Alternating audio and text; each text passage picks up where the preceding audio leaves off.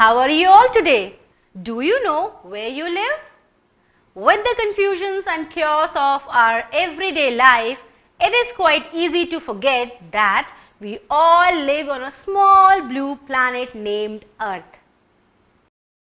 All around us we see trees, animals, cars, buildings, farms, factories, stores, and other natural and man-made structures. With all these familiar objects around us and with the vast sky above us and the deep oceans beneath us, our home planet often feels quite large. There is enough space for each of us, our families and friends, our pets, as well as trillions of other life forms to live and enjoy various experiences of life. Earth is the third planet from the Sun and the fifth largest of the 9 planets. Do you know that Earth is the only planet whose English name does not derive from Greek or Roman mythology?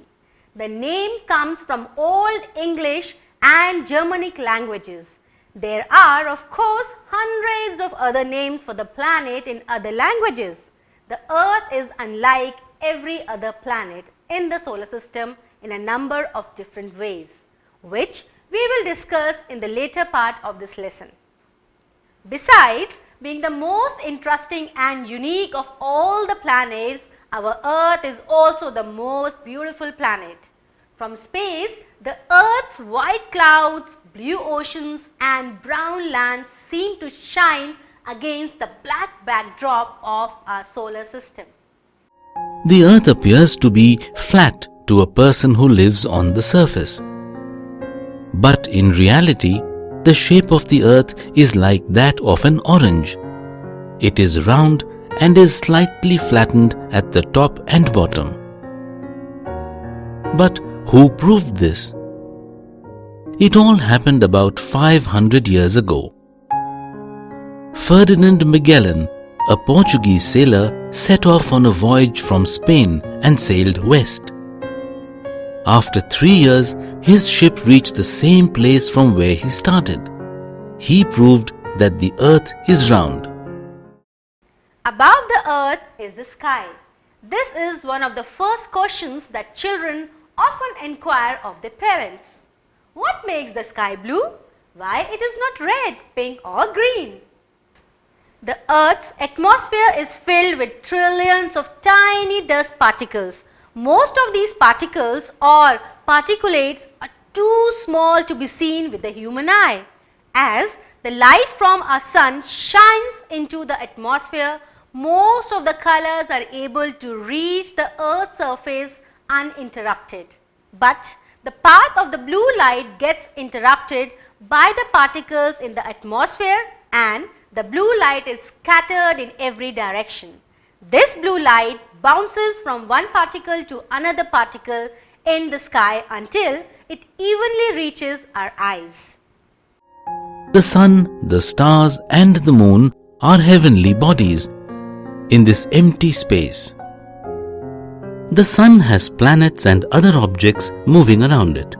Our sun, Earth, other planets and rocky objects together are called the solar system.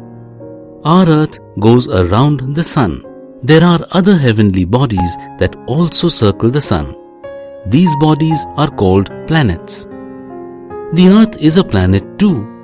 There are 9 planets in all that go around the sun. You will read more about them in the higher classes. Let's perform an activity to show the scattering of blue light to give the sky the beautiful blue color. At the outset, we need flashlight, 2-liter pop bottle, milk, water. Fill the 2-liter bottle 3/4 full of water and prop up the flashlight so it will shine through the bottle from the side.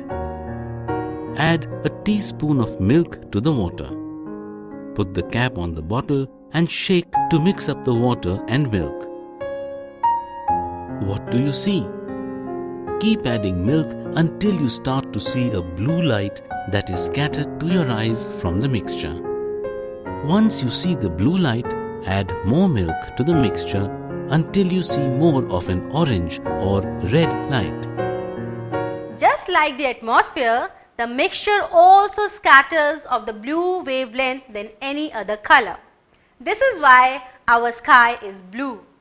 At sunrise or at sunset, there is even more scattering taking place due to the angle of the sun.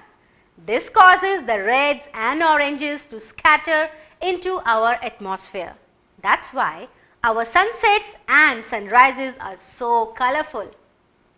Okay students, that was all for today's class. See you in the next class. Bye bye.